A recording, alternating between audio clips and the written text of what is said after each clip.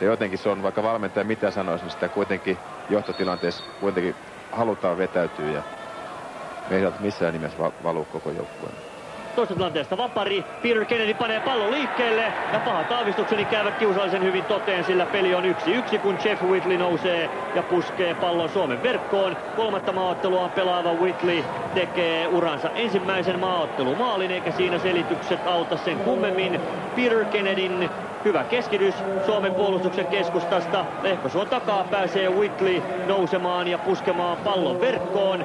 Jeff Whitley, joka on paimentanut Litmasta äärimmäisen tarkasti, ottaa nyt sitten myös maalintekovastuuta ja näin Manchester City mies tasoittaa pelin lukemat 1-1 59. minuutilla. Siitä Lehkosuon ja Litmasen välistä tuli Whitley valitettavasti.